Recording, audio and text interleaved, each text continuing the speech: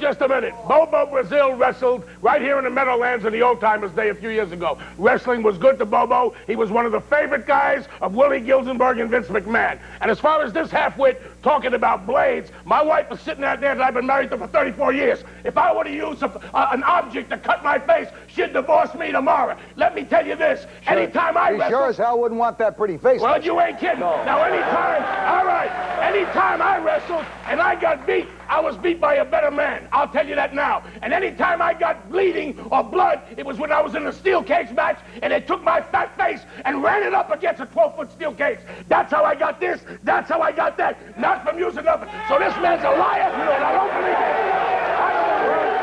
Let me see. Wait a second. Jim, you have been ominously silent through all of this, all right? I haven't been ominously silent. I've just been listening to everybody. The thing about it, and I was applauding Lou and I don't want your applause. I don't either. I don't want to hear that. I want to hear what you got to say. No, that's fine. What we're talking about is the money in the business, Mort. That's right. You couldn't draw flies, brother. That's right. Testify, brother. He can't draw flies if you give him... You want to know something, Mort? I was in the business. I wrestled for 20 years. I never made no big money because I wasn't that good a wrestler. Then I got in and started managing, and I was manager of 17 tag team champions, 2 Intercontinental and 1 world champion. I didn't make money at that. But as a wrestler, I was still Lou Albano. I wasn't capable of drawing money. I never made the money of the legendary Bruno Sammartino and wrestlers like that. Jim, what are you talking about, money? Oh, yeah, Jim's got something on his lap here. No, don't read the whole damn thing to me. What is it? No, what I was getting to more was the money in the business. And the proportionate amount of money that trickles down to the performers is nowhere commensurate to what all of us have been put into. A handout? Is that what you want, a handout? Nobody wants a handout. You want a handout. You want a handout because you airfare, meals, and hotel. David, we'll admit, we want promoters. We admit the promoters. We might call them more angels, Mort. We'd like the boys to have hospitalization. We'd like to benefit things and all. But there's money out there to be made. If a guy's a good athlete, if he can do it right, he can draw money. There were wrestlers like, again, I mentioned the name of Bruno Sammartino. They got right out there and now they didn't like him. Why? Because he was Italian. He drew money, yet I was Italian. I didn't draw no money. As a wrestler, as a manager, I did my share. All right, so let me there's ask no you a prejudice question. in there. Let me ask you a question. Lou, all right. Let me ask Lou a question. Go ahead. Let's ask the question, all right, that every American who's seen wrestling matches asks. Go ahead. Do you guys know who's going to win before the match starts? Well, I can tell you right now, I made the statement before. Every time I got beat by a better man. I don't know what goes on throughout the entire world of wrestling. I can't say, but what I will say, they're overmatched. You never see a Hulk Hogan up against a Ric Flair. You never see a Bruno Sammartino against a Hulk Hogan. They know now probably David Schultz can whip my tail. So if I go in with David Schultz, he'll just beat me when he can. I don't know of any pre-arrangement. No one ever came to me and said... Are they sure that Dr. D can whip Jim? Yes, I'm sure. I'm sure. Huh? I'm sure if I were I don't think Jim Wilson's sure. Promoter, I wouldn't have to tell Jim Wilson to lose. Because when Dr. D was ready to beat him, he'd whip him within an inch of his life. That's right, and I can do it now. I'm sure. I'll do it right here in front of everybody. That's the wife right there. Let me go to a lady who's a hell of a lot prettier than you are, right? Mrs. Lou Albano. You want to say something? 4 grandchildren, 1 out of 1.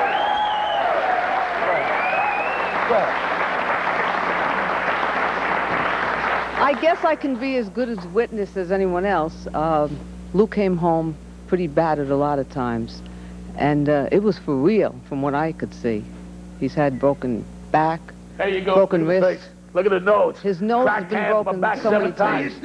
Tell me that's a fake. How many stitches have you had? Over 700 stitches and plastic surgery done, and here's my nose, no bone, my back 3 times, my hand's broken. And let me tell you something, this guy's trying to knock wrestling, but people are still calling. Because I got to, wait a minute, boy. And that was from promoting. All right, now listen to this. I've got a number right now, 1-900-909 for Lou, and over 125 to 150,000 people a month call me on my line. And David Fernoli right there is the coordinator of that show. On WrestleMania Day, 278,000 people called the line. So the interest is there, and half-foot morons like this, with the brain of a dehydrated BB, if they put his patient in a parakeet like that, are not good enough to win.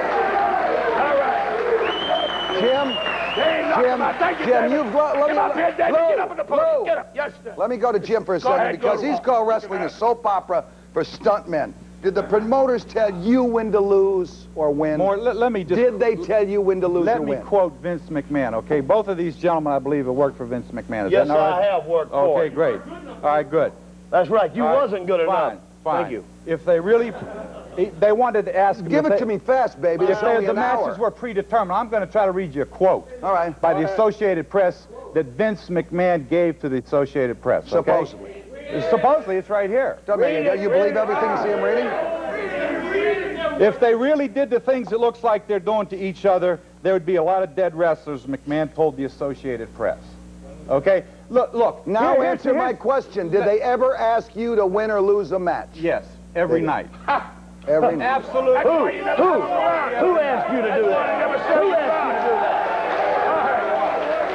That's why they never saw him around. Who asked you There to were do it? two Vince McMahons. Which one? Which one you talking about? Which one you talking about? Junior? No, that's a lie. You're a liar. Wait a minute. You're a liar.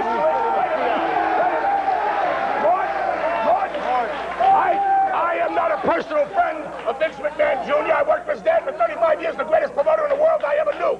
But Vince McMahon Jr. and I had our differences. But I do not believe that he meant that statement the way he's talking about it. He's saying there is a certain amount of showmanship in professional wrestling, which we don't deny. But he means that some of the things that happen in there, at times, a man is not out to kill. He wants to win, but he doesn't try to kill his opponent. But yet sometimes they get carried away. And what McMahon was trying to stress, that it is the top athletes in the world today, and one of the greatest athletes that ever lived, professional wrestling. So don't ever believe this man right here, because he's a liar. He's not one up. He's not one of them. All right, we're going to come back in just a minute.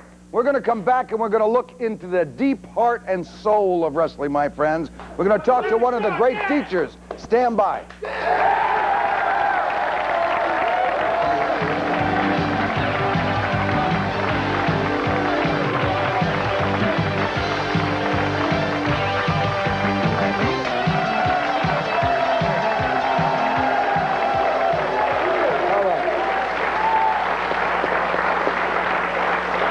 Let me introduce, all right now. Let me introduce a loudmouth number 2, Pretty Boy Larry Sharp. He's the owner of the Monster Factory. All right, Larry.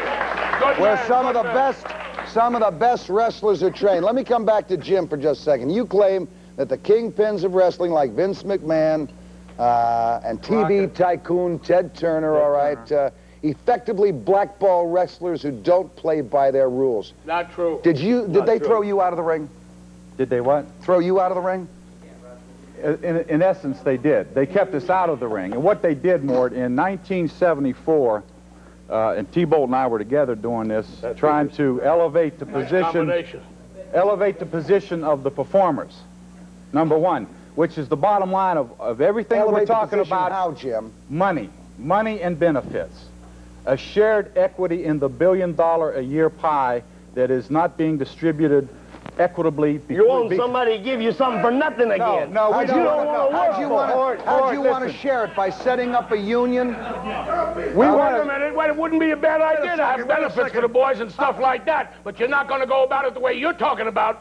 There's money to be made out there. Maybe they can turn around and take $10 out of each boy's pay as he wrestles and have the promoter match that. Sit down at the bargaining table with the promoter, and maybe there would be benefits for the boys. No, the better idea... How come they threw him out? I can say that to a promoter. How come he can't? The better idea is because we are putting our bodies on the line No, every night. whoa. You ain't put your body nowhere. I've been putting my body on the line. Crying. You're crying, man. You ain't never done nothing to nobody. This guy's crying. Let me tell you, I went to the top in every league, AWA, NWA, WWF. I've been there. I made the money, and I was kicked out. But you don't hear me out here crying about it. I didn't need no benefits. You're right. I had money. I could buy what I wanted because I was good. I produced, and I did it. Hey, folks, and I ain't wait a crying about it. You're the one crying If about it. anyone out You're here- a piece of that's what you are. You're a piece of and I ain't gonna hit you because you're gonna sue me. That's all you All are. right, doctor. Sit down. You're a piece of garbage. All right, doctor. All right, doctor. Sit down. Well, I wish you'd get up. I swear All I right, wish you'd get doctor. up. Sit down. I wish you'd get up. I'll pull your doctor, pull your eyeballs All out. right, doctor. Sit down. You hear me? Wait a second. I want to All come right, down doctor, here. doctor. Okay, doctor. Pretty boy. Pretty boy, doctor. now. This is the guy who's trained more wrestlers, all right? More champions in your Monster Factory. Is what he says Hey, Doc, look down here a second. I need you, Doctor, pal. doctor, hey, doctor, Doc, me come and here a brother. second now. Shut up. I All ain't right? your brother. I Don't wanna call ask me you something. brother. I'm not a brother of yours. Indeed, Doctor, go ahead. indeed, is what he says about McMahon and these other guys, the promoters, screwing around with these guys, is this true? Let me tell you something. If there was